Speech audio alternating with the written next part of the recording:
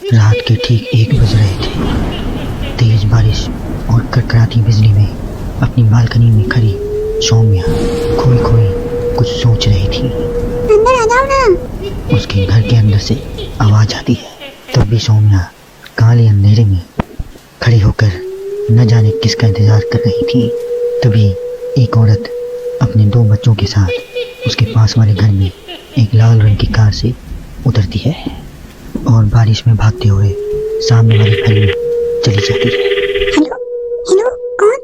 मेरा कुछ सामान तुम्हारे पास है, लौटाओगे नहीं? आपका क्या सामान? कौन है आप? मैं तो इस घर में कुछ शिफ्ट पहले ही आई हूँ। आपको यहाँ का नंबर कैसे पता चला? मम्मी, हो सकता है जो फैमिली यहाँ पहले रहती हो ये कॉल उनके लिए हो। नहीं नहीं, ऐसा नहीं है।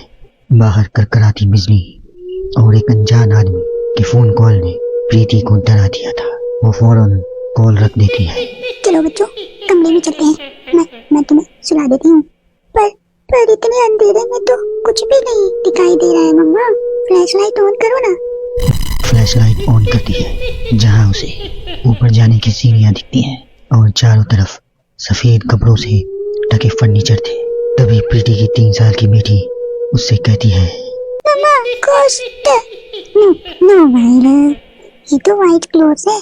चलो ऊपर, मम्मा आपको स्टोरी सुनाएगी। सुनिए ना आपको स्टोरी। चलो चलो चलो, जल्दी चलो। प्रीति अपनी छोटी बेटी को अपनी गोद में उठाती है और अपने बेटे के साथ सीढ़ियाँ चढ़ना शुरू करती है। एक एक कदम उसे ऐसा एहसास हो रहा था मानो वो सीढ़ियाँ भी नहीं दलदल में कदम रख रही हो। ये मेरे पैर सीढ़ियों में धंस क्यों रहे हैं? बहुत देर चलने के बाद सीढ़ियाँ खत्म होती हैं। ऐसा लग रहा था कि मैं पता नहीं कितने दिनों से चल रही थी। जैसे तैसे प्रीति थकी हारी ऊपर कमरे में पहुंचती है। जैसे ही फ्लैश बेड पर पड़ता है, वो देखती है कि उसके दोनों बच्चे पहले से ही बिस्तर पे सो रहे हैं।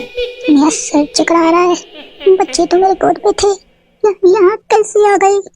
और वो भी मुझसे पहले। प्रीति कुछ समझ पाती उससे पहले ही वो बेहोश होकर जमीन पर गिर जाती है। अगली सुबह उसकी आंखें सूरज की रोशनी चेहरे पर पड़ने से खुलती हैं। वो बैल्कनी में जाती है, जहाँ उसे सौम्या अपने बैल्कनी में खड़ी दिखती है। ऐसा लग रहा था मानो सौम्या रात भर से वहीं बालकनी में ही खड़ी थी।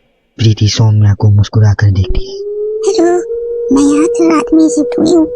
मेरे हस्बैंड का यहाँ ट्रांसफर हुआ है। आसपास कहीं घर ही नहीं मिला, इसलिए 40 किलोमीटर दूर ये घर यहाँ पे लेना पड़ा। आप यहाँ कब से हैं? पता नहीं, साल हो गए हैं, यहाँ कोई आया ही नहीं। पर अब तुम आ गई हो ना, तो थोड़ी राहत सी लगेगी। आओ ना घर पे। हाँ, क्यों नहीं, मुझे भी कंपनी मिल जाएगी। वैसे ना, कल रात मैंने यहाँ कुछ अजीब महसूस किया। मैं आकर बताती हूँ, ठीक है? प्रीति सौम्या से मिलने उसके घर की ओर जाती। कल रात की घटना उसके दिमाग में ऐसी बैठ गई थी कि वो मनी मन कुछ बुड़बुड़ा रही थी। वो वहाँ पहुँचती है और पिछली रात के इंसिडेंट के बारे में उसको बताती है। ये तो कुछ भी नहीं है, ऐसे कई सारे इंसिडेंट्स वहाँ हो चुके हैं और रोज कुछ ना कुछ होता ही है। मेरी एक फ्रेंड सुरभि वहाँ रहने आई थी। वो अपनी कार में बैठे नई ठिकाने की ओर जा रही थी और खुद से बड़बड़ा रही थी। ये सिविल इंजीनियर्स की लाइफ में बड़ी मुश्किल होती है, जंगल झाड़ियों में रहना पड़ता है। कार एक घर के पास रुकती है। लीजिए मैडम, हम आ गए हैं। आपको कुछ जरूरत पड़े तो मुझे कॉल कीजिएगा, मैं यहीं बगल वाले घर में ही हूँ। सुरभि घर के अंदर जाती है। डाइनिंग टेबल पर पहले से ही खाना रखा हुआ था, पानी का ग्लास भी, टीवी भी ऑन था। ऐसा लग रहा था कि मानो अभी भी यहाँ कुछ था और है भी। चलो, कंपनी अच्छी है, सब अरेंजमेंट्स मेरे आने के पहले ही कर दिया है। सुरभि खाने की टेबल पर बैठती है, जहाँ 5 लोगों का खाना परोसा हुआ था।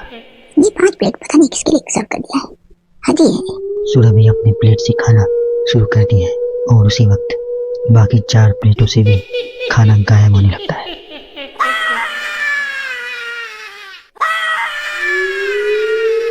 सुरभि भागते हुए अपने ड्राइवर के घर पर जाती है और वो देखती है उसका ड्राइवर जमीन पे गिरा हुआ था और फर्श पे हर जगह बस खून ही खून था और उसके ड्राइवर राहुल के मुंह से भी खून आ रहा था। मैम, यहाँ पे आत्माएं रहती है और वो आपको भी नहीं छोड़ेंगी।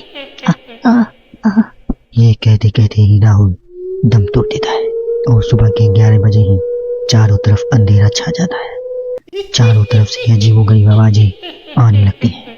अम्मी,